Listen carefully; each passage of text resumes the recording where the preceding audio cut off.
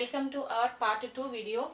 Yesterday in the part 1 video we have started our chapter matter in our surroundings, first chapter from class 9th, and yesterday we have learnt what is matter, the physical nature of matter.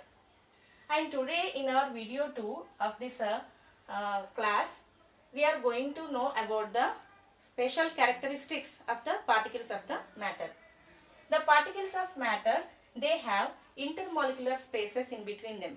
Means what? In between the particles of matter, some gaps will be there. That gaps are known as the intermolecular spaces.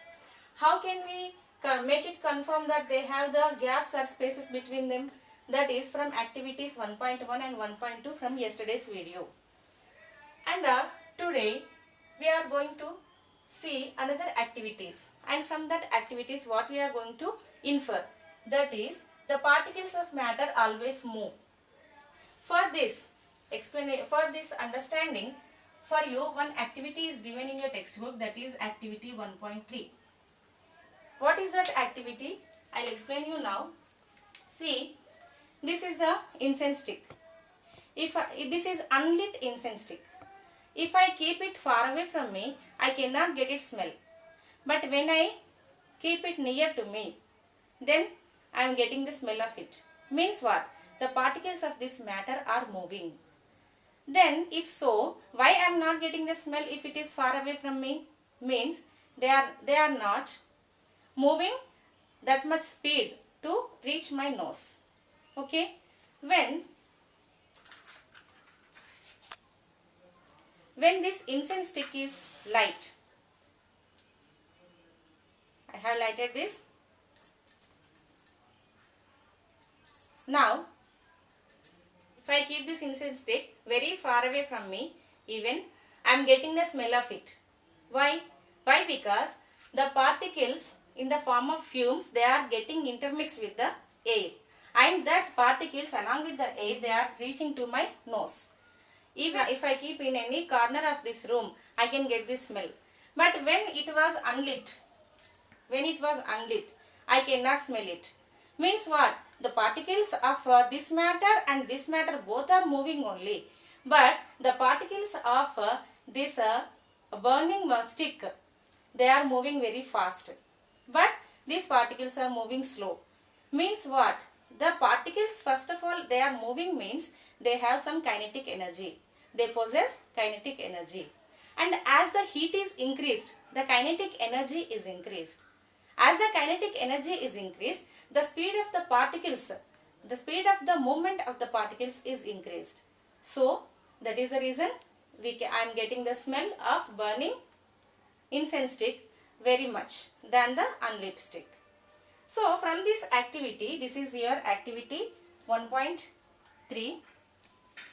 From this activity, what we are knowing? The particles of matter move. The particles of matter always move, and the speed of the movement of the particles depend on temperature and also on the nature of the matter, and also on the nature of the matter I said. See, suppose incense stick, tissue paper, or this is the some other object. This is the tissue paper. By keeping this, I am not getting any smell. Means here the movement of the particles of the matter depends on the nature also. If that matter is volatile, then the particles will move. Otherwise, they will not move that much easily. So, here what we are inferring from this activity 1.3, that is the speed of the particles depend on the temperature and also on the nature of the matter. Then the particles move means what they have? They possess kinetic energy. And as increasing the temperature, this upward arrow mark means increasing the temperature, the kinetic energy is also increased. Okay? So the particles move fast. In this activity, the fumes from the incense stick intermix with the air and they reach to us. And this intermixing, who is making intermixing here? No one is making. Okay, this intermixing on their own, the intermixing of two substances, of two different matters on their own is known as diffusion. Okay, then the rate of diffusion is proportional to temperature. Means as increasing the temperature, the rate of diffusion is also increased. This is the activity 1.3. Okay, next property is the rate of diffusion depends on the viscosity of matter. Okay, how the rate of diffusion depends on the viscosity of matter, we will see. Do you know viscosity? Means the thickness. Viscosity means what? Thickness. For this also you have an activity in your syllabus. See our activity 1.4. In this activity we have to take in a container, in two containers, glass containers, water we have to take, and slowly we have to add 1 drop of ink. Just now I have added, and we should not stir it, we should not shake it. And into the another container we have to add some honey. See, this is honey. I have already added the honey. We should not stir them. We have to allow them like that only for few minutes. After few minutes, what happens? Like this, the ink is spreaded all over the water. But here the honey, it is not spreaded. It is at down only, at bottom only. Or it will take much more time to get spreaded. For intermixing, means for diffusion, it will take more time. But for this, it will take less time only. Means here rate of diffusion is more in case of ink, and rate of diffusion is less in case of honey. Means what, children? If you observe this also, the ink liquid will be less denser. Means it will be, the liquid will be thin. But if you observe honey, it will be thick. Means its density is more. So the rate of diffusion will be less for thicker liquids. As increasing the density, the rate of diffusion is decreased. That is our second characteristic of the particles of matter. Here rate of diffusion depends on the viscosity. Viscosity means thickness. As the viscosity is increased, the rate of diffusion is decreased. Next, children, our activity 1.5. By this activity 1.5, what we are going to know, that is what? Rate of diffusion depends on the temperature. See, for this, it is not possible for me to show you the activity practically. You have to take two glass containers you have to take. In that glass containers, in one container, take hot water.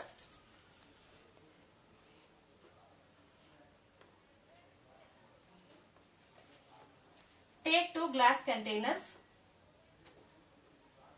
and take water in it. In both of the glass containers, water only, but in one container cold water, in the other container take hot water. And into it you take a few crystals of copper sulfate.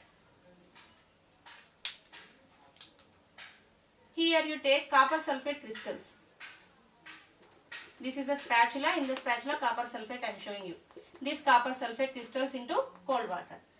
Here you take, here also you take copper sulfate crystals only, or put them into hot water. Okay. Now you should not stir them. After some time, if you observe the copper sulfate crystals above the copper sulfate crystals, you will see in the cold water only little water will be colored by the copper sulfate crystals. See, children, copper sulfate crystals, they will be having beautiful blue color. And the top solution will be like that only, not any colored. But in the hot water, if you see, the copper sulfate color is attributed to all over the solution. Means the rate of diffusion is less in case of cold water, but it is more in case of hot water. That is our inference. That is what? Rate of diffusion depends on temperature. As increasing temperature, rate of diffusion is also increased. This is the inference from our activity. Now I want to show you the pictures of copper sulfate. And in this activity, instead of copper sulfate, you can also use potassium permanganate. instead of copper sulfate, you can use potassium permanganate, KMnO4. In which color it will be? In purple color. So now I will show you the related images. This is the image of crystals of copper sulfate. See, these are the crystals of copper sulfate. Very beautiful color. It's my favorite color. The color is known as sky blue also. See, these are the copper sulfate crystals. Okay. When we add this crystal to water, then we will get the solution like this. Blue colored solution we get. Here, as they have stirred, the color is uniformly spreaded. Okay. But in our activity, we are not stirring. We are just allowing them to get intermixed with the water. So, in case of hot water, it well intermixes. But in case of cold water, only the nearer area to the copper sulfate will be getting color. The remaining solution will not be colored. Then I said you to take potassium permanganate also. No? Instead of copper sulfate, we can take potassium permanganate also. So now see the potassium permanganate crystals. These are the potassium permanganate crystals. These are purple in color. Okay. When we mix this potassium permanganate solution in water like this, we will get the solution like this purple color.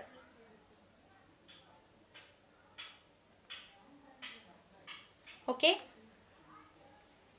So this is our activity 1.5.